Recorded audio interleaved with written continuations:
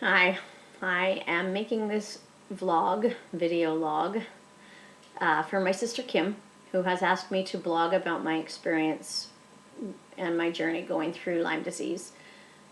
I don't feel like I would be consistent enough to write into a blog on the days that I'm not feeling well, so I thought this would be easier. I can always talk. That's never been a problem for me.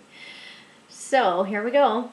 I've recently been diagnosed with Lyme disease.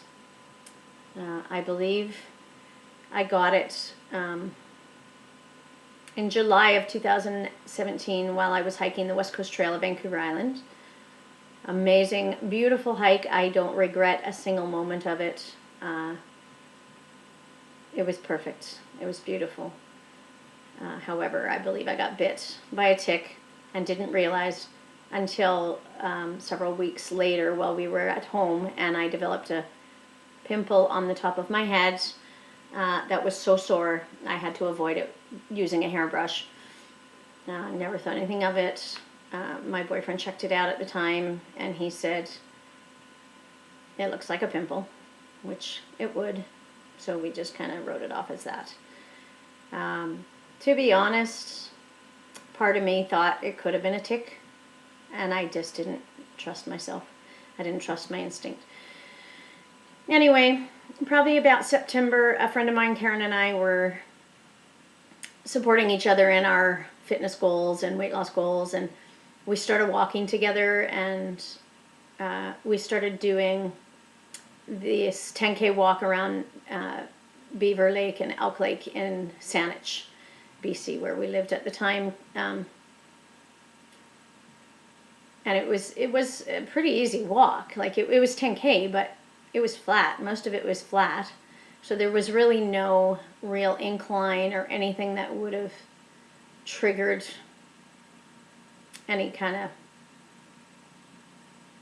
of serious muscle stiffness or pain.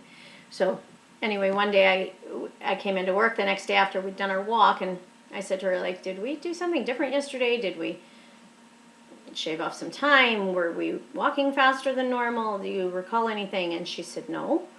Why? And I said, because I feel like I've just hiked Mount Finlayson. My butt is killing me. My legs were killing me. It felt like I had done a serious workout, like 50 million squats or something. And it just progressively kept happening. Like it got to the point where it just was like that all the time. I always felt this pulling pain in the back of my butt and the back of my upper legs. Never really did anything about it. And then in November, I actually got a bladder infection, which I thought was really strange because at the time I was taking, because of my muscle pains and all of that, I thought, okay, I have inflammation. So I was trying to control my sugar intake, and I was putting apple cider vinegar in my water every day. I was drinking apple cider vinegar. I was taking Thieves in capsule form internally, vitamin D, vitamin C, every single day, vitamin B. So to me, my immune system was being well looked after. I didn't understand why I would have gotten a bladder infection. I was like, if of all things, like I'm doing all of these things, I shouldn't have gotten a bladder infection. I hadn't had one in decades. And the really strange thing about it is I didn't know I had a bladder infection. I didn't have any symptoms. I didn't have the usual burning sensation or discomfort when peeing. The only thing that made me think I did have a bladder infection was there was pressure when I peed, an unusual feeling of pressure. And I remember I asked Mike about it, talked about it. I said, maybe, I don't know, maybe I have a bladder infection. Never dealt with it. I thought the apple cider vinegar and everything else would have taken care of it. Foolishly, because I also donated a kidney to my sister Angie. So a bladder infection is nothing to mess around with when you only have one kidney. But For some reason at the time, it didn't even register with me. However, what finally prompted me to go to a doctor was I was at work, and it was the day that we were decorating our work Christmas tree, and I was freezing cold, like teeth chattering, hands shaking. Nothing I could do was warming me up. Karen gave me her space heater to put underneath my desk, and only after having that blowing on me for 2 hours did I finally start to stop shivering. And I left as soon as I could finish up my day. I went home. I didn't stay and help them decorate the tree or anything. I felt so sick. I couldn't even do the bank deposits because I felt like I wasn't my head. I couldn't think straight. So Karen finished my checks for me. And then I went home, went to bed, and I woke up again, teeth chattering, shivering. And that is not an exaggeration. It was teeth chattering. And I was so cold. The only thing that would stop me from chattering my teeth was a scalding hot bath. So I got up 2 o'clock in the morning, 12 o'clock at night. I had a scalding hot bath. I got up again at 2 o'clock in the morning, had another scalding hot bath. And then in the morning, I took my temperature, and it was 100, almost 103 degrees. So I went up to the walk-in clinic up the top of my street, and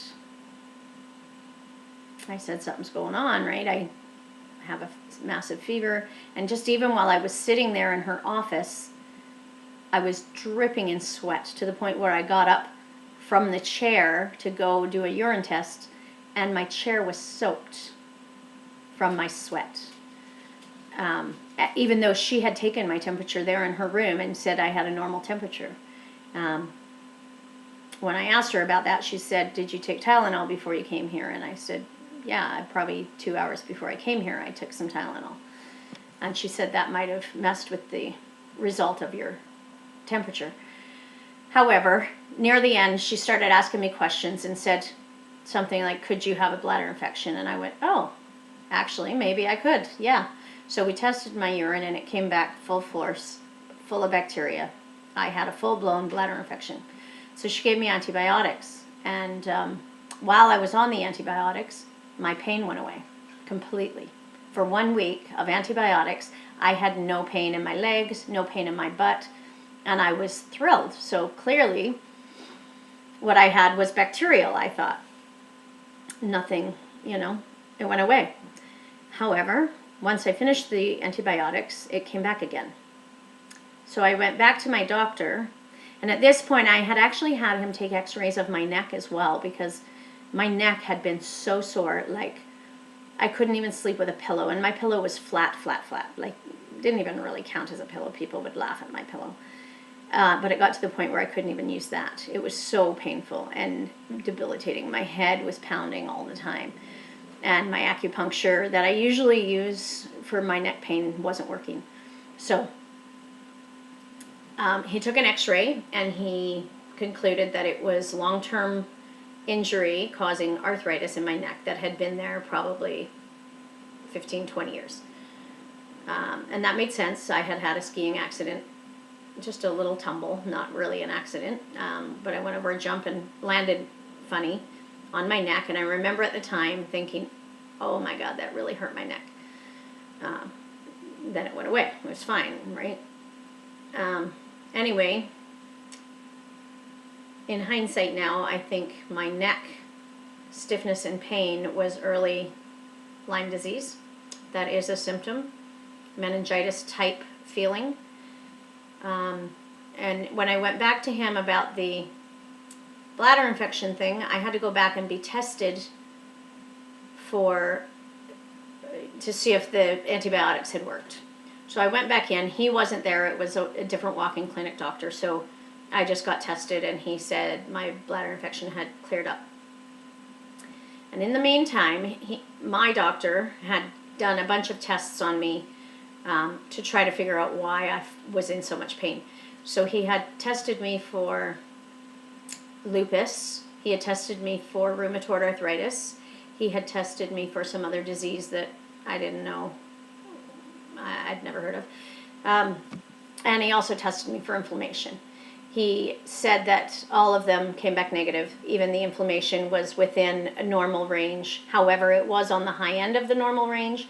He said that wasn't, I wouldn't be feeling the pain that I was feeling at 4.5 on the normal range. So we never really went, he never gave me any other solutions after that until I came in as a follow-up, and I said, because I responded to the antibiotics during my bladder infection, I would like another round of antibiotics because the pain has come back. And he said he couldn't do that. He said, I can't just give you antibiotics for no reason. And I said, well, it's not for no reason. We clearly know that I reacted to it. I had a positive reaction to it during my bladder infection. I would like to now try it for my muscle and joint pain. And it did take him some convincing. However, he did give it to me. And while I was there, I said to him, can you please also send me for a Lyme disease test?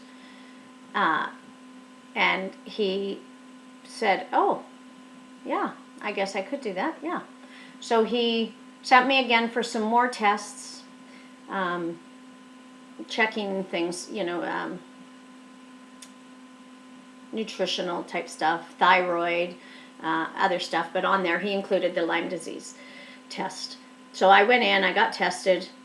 I had to pay $16 at the Life Labs because unless you actually have a positive diagnosis of Lyme disease, they don't pay for it. So, okay, whatever, $16 is nothing, right? So I paid for it, but I said, you know, why are you charging someone to get a diagnosis because they don't have a diagnosis? That doesn't make any sense. I can't get a diagnosis without the test in the first place. So anyway, whatever. The poor girl doesn't make the rules. She just draws the blood. So I let it go. Anyway, my test came back negative. Took several weeks.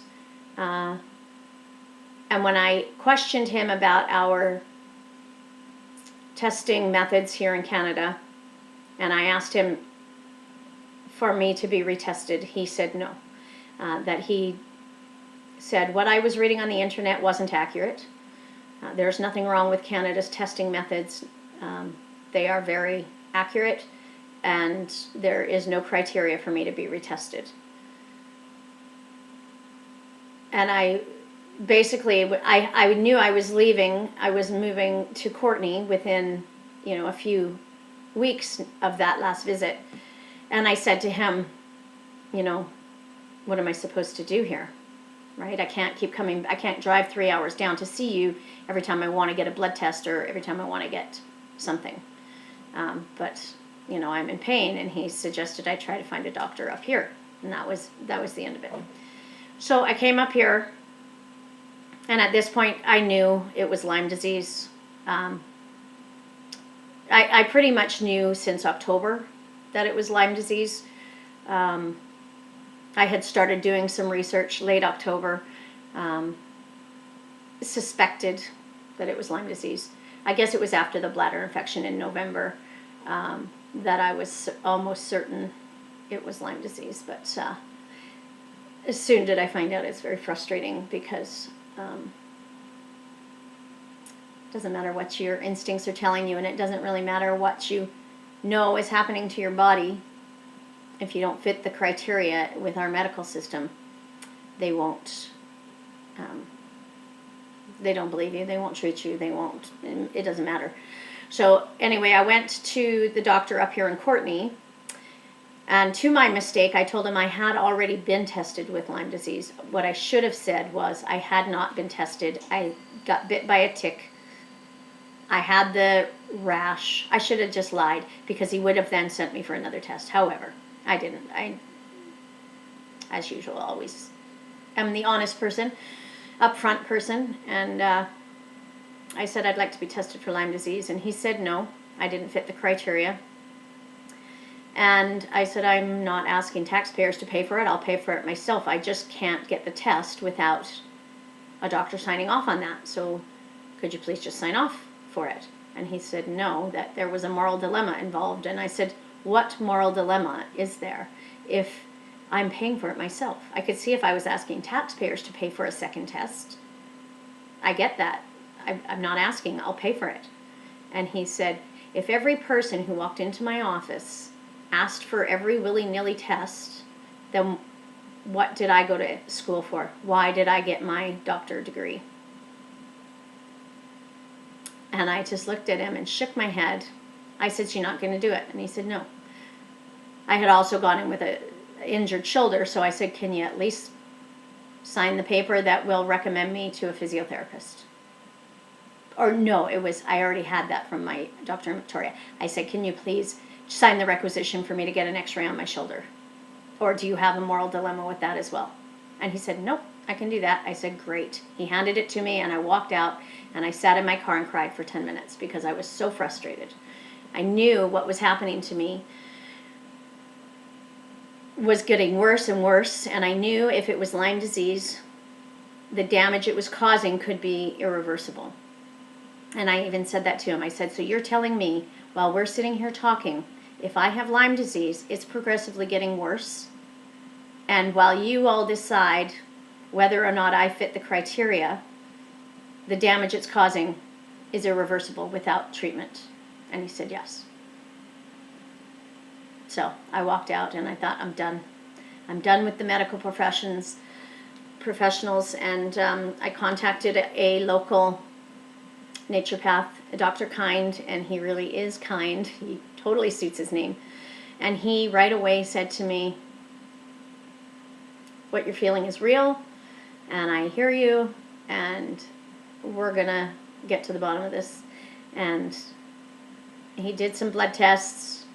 Again, he checked my inflammation. So by now, this was January, and I think it was December that I had my last inflammation test, and my inflammation had gone up 2 points. So it was from 4.5 to 6.5 now.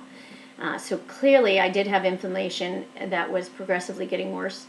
And he tested things like magnesium and vitamin D, and I was very deficient in both. And knowing what I know now, that is quite common for people with Lyme disease to be deficient in magnesium and vitamin D. Something so simple that could have just been a blood test, but I mean, it could have referenced anything too, I guess. But anyway, so I saw him a couple of times, and then one day I was in his office, and I just got really emotional, and I said, you know, if this is Lyme disease that we're dealing with, this is a time-sensitive matter, and I'm feeling very anxious about not getting a diagnosis. And I started to cry because I thought,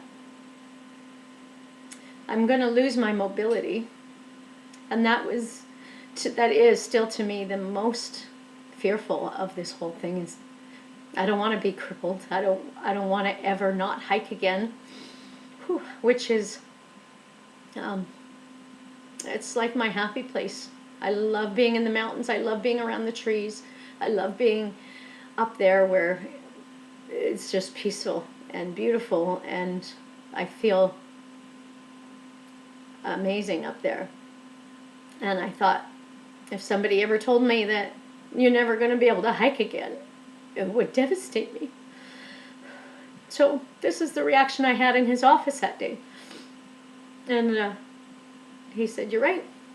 This is a really time-sensitive matter, and what are you doing Monday morning? Can you come here and do a blood test, and we will send it off to California?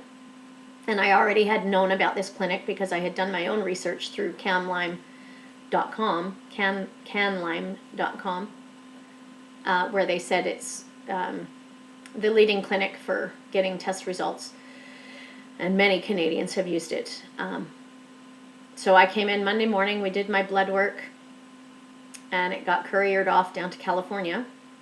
Then a few weeks later, we got the test results back, and I tested positive for Lyme disease and numerous co-infections, Babesia and several others, which I can't think of their names at the moment. But Babesia, I think, was the biggest one. So it was a relief that, okay, now we could put a name to everything that was happening to me. However, it was a little bit scary as well, because now I had done a lot of research on Lyme disease, and I kind of knew what I was in for at this point. So he sat with me for an hour and a half. He explained every detail of the blood results, and what the diagnosis meant, and what each bacteria was doing to me, and how it was reacting to my body. And then we talked about treatment. And because I only have one kidney, my treatment is going to be a little bit different than somebody else's, because the major treatment for Lyme disease is long-term antibiotics, IV antibiotics, which goes through the kidneys. So we have to be very careful. So anyway, what he said he was going to do, it was going to be a 4-pronged approach.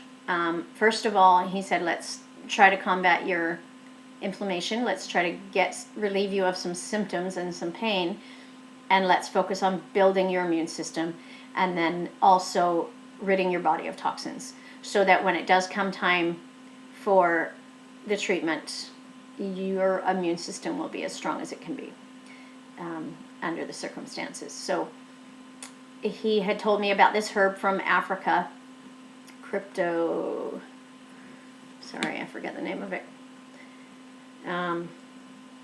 And they were using it in Africa to treat malaria patients with some great success.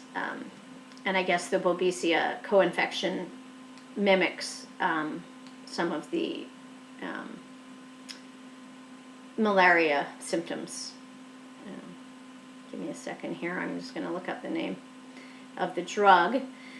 So anyway, he put me on that to try to slow down the little buggers while we work on my immune system and rid myself of toxins. He put me on some mushrooms, capsules, like a powder form. So I take 2 of those in the morning, 2 of those at night, and that's to work on the toxins and help build my immune system.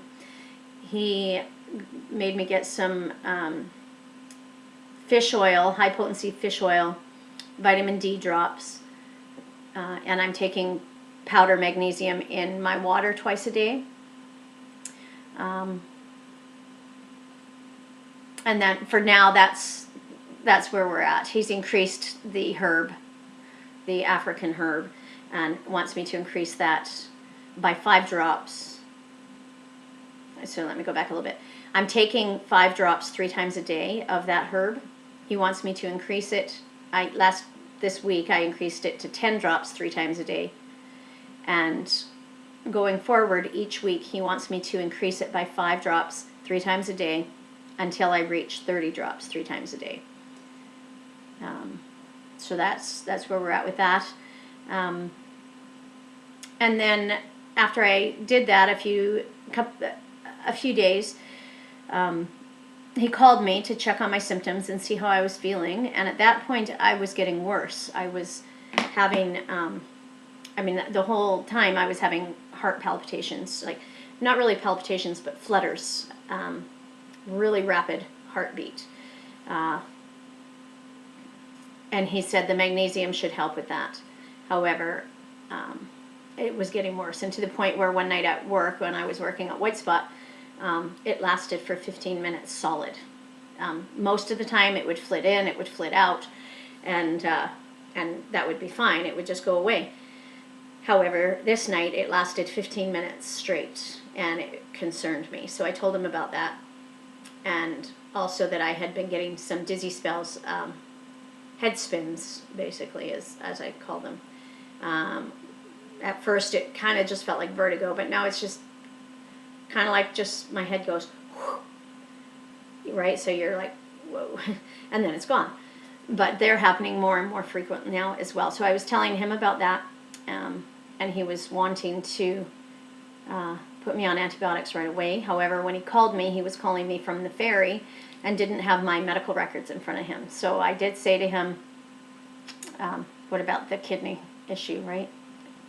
Putting me on antibiotics this soon, how is that? Is that antibiotic safe for my kidney? And he went, oh, Terry, please forgive me. I gapped out completely. I don't have your file in front of me, and I completely forgot about the kidney issue. So he said, okay, you're right. Let's hold off on that. What I will do is I will schedule you for ozone therapy, which we had talked about before, where he takes my blood out of my body, puts it in a glass tube, along with ozone, O3, and then he injects it back into me. And basically it's going to turbocharge my blood. It will reoxygenate it. It'll give it a boost to fight. It may even kill some of the spirochetes that are causing my illness.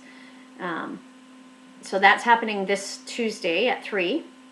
I'm excited about that. I keep thinking my blood's going to be running around with super capes, like a little superhero in there. And hopefully I will feel better after that.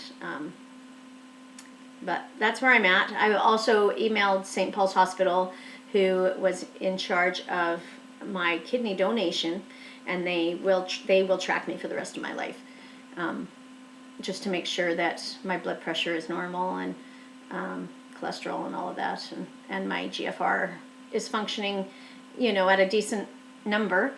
But they also told me to keep them abreast of any health issues if something comes up throughout the years. So I did contact them, and I did tell them what was happening to me. And I asked if they had heard of any other kidney donor who had contracted Lyme disease. And if they did, how were they treated for it? And they came back and said they hadn't heard of any other donor who had contracted Lyme disease, through their records anyway. My next step is I'm probably going to just contact the Kidney Foundation and see if they know of anybody, because I think that's really relevant. And if somebody has already gone through treatment and protected their kidneys, right? Why recreate the wheel? Let's use an already existing template. But anyway, I thought couldn't hurt for them to know, and for Dr. Kind and for the nephrologist at St. Paul's to be in contact with each other, and maybe use each other as a sounding board, right? So they asked me at St. Paul's what my course of treatment was, and I asked if I could connect them to Dr. Kind's office, and so that's where it's at. They're going to communicate directly with each other, and hopefully help through the antibiotic process. But right now we haven't started antibiotics, so that's where I'm at. How am I feeling? Today I'm feeling pretty good. Yesterday I was feeling very bad. Yesterday I woke up with a raging headache. I had many head spins throughout the day, and my eyes were super sensitive to light. I was so excited that my sister Michelle called and asked me to go to the farmer's market with her. And that, when I thought about moving back home to Courtney, those are the things that were really important to me, to be able to do things with my sisters. And down in Victoria I didn't know anybody, and I had one, a couple of friends, but that was only in the last year that I had developed that. So I'd been down there for almost 3 years and really didn't have the support system that I was used to. And so when Michelle asked me to go to the farmer's market on the Saturday morning, I was super into it, and I wanted to go, but I felt horrible. And I thought, no, I'm going, because this is what I moved up here for. These are the things that I treasure. These are the things that are important to me. So I went, and at that point my headache wasn't so bad. But I didn't bring my sunglasses from the car, and walking around the fairgrounds, my eyes started getting really sore and achy, and then I could feel it starting to go back into my head. So I told Michelle that I had to go, that it was too bright out there for me. And it was an overcast day. It wasn't even a sunny day, but it was just way too sensitive on my eyes. So I went and visited my mom up at her house, and I left my glasses on. That's how sensitive my eyes were while I was in her house. I was super stiff, There are days where climbing the stairs is really difficult for me. Like, I really just crawl up the stairs when I get home sometimes. And then there's other days where I can do the stairs. Like last week, I had a really good day and I went up the stairs and I thought, that didn't hurt. So I'm going to do it again. Let's get it in while I can, right? So I went down the stairs and I came up the stairs for absolutely no reason whatsoever, just because I could. And honestly, today feels like that. I went down the stairs, I had to do laundry, and it wasn't so bad.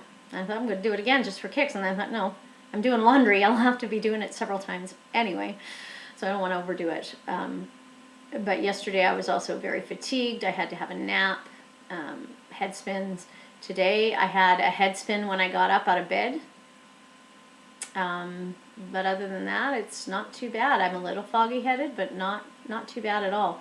I even cleaned my bathtub, which desperately needed it, but bending is very painful on my knees, so I've been avoiding it, which is counterproductive because then it gets dirtier and you're down on your knees longer when you clean it. But I even cleaned my bathtub today. It did hurt my knees a little, but I did it, and I have a clean tub. So it was a good day. Yeah. That's about it. I'm watching my food intake. I haven't had sugar since I've been diagnosed. Maybe a little bit in the beginning, but I'm trying to avoid sugar. I'm trying to avoid anything that's going to tax my already taxed body. My body's working very, very hard to fight against these spirochetes, and the only thing I do have control over is what I put in my body. So that's what I'm going to do. I'm just going to eat healthy, and I'm going to try to remain healthy with my mind. In the beginning, when I first found out, honestly, for 2 days I stayed in my room and cried, and I felt angry and frustrated, and I was really mad at the universe. But, you know, as I said to Mike, my boyfriend, I'm going to have myself a pity party for a little while until I feel I don't need to do that. And then I'm going to get up and I'm going to do what needs to be done, because this is how I process things. And you know, I know it freaks people out when you're depressed and having yourself a pity party. But I think it's a necessary part of the process. It's okay to be angry, and I have every right to be angry. And my doctor, Dr. Kind, also said, I get it. You totally have every right. And he said, I also get very angry when I see things come across my desk that could have been caught sooner. So it's a normal reaction. So you have to kind of embrace what's normal, feel it, accept it, and move through it on to the next phase, which is healing and focusing on being well. And that's where I'm at now. A couple of weeks. I guess I'm a couple of weeks into, maybe 3 weeks into the diagnosis. So I don't think that's too bad. 2 days of pity party. I'm good. I'm doing good. I'm going to get through it. It's going to be a long haul. It's going to be several months at least. And it's going to get worse before it gets better, so I'm told. At work, I have made a couple of mistakes at investors group because of the cognitive issues, my foggy-headedness, my head spins. When I'm at work, it's kind of hard to concentrate sometimes. And I've informed my manager and my other person that I work closely with. They're both aware of it. We've set up some safety nets and some checklists and a couple of systems that will help catch any mistakes that I've made. So going forward, I hope that will all work, and I hope it doesn't get worse to the point where I can't work. I am pretty much finished with White Spot now. I don't have any more shifts on the schedule until the end of the month, where I may have to do 2 because somebody has requested some time off, but Julie has been amazing. Julie's my sister, and manages the restaurant, and the minute she heard that my heart palpitations were getting worse and my head spins were getting worse, she pretty much took the rest of my shifts away and told me if I wanted them, they're there, but they could manage without me. So I think at this point we'll go without the white spot. Financially, it's going to be a strain. However, I think I need the time to heal and focus on my body, my mind, be able to eat right and take the time to prepare the food for myself, and rest when I need to rest, which is, I wasn't able to do that, right? You're just tired, you push through and you keep going, and that's just not a very nice thing to do to a body that's trying to work so hard for you. So I need to help my body. I need to do what I can, and this is where we're at. So that's it. Today is April 15th.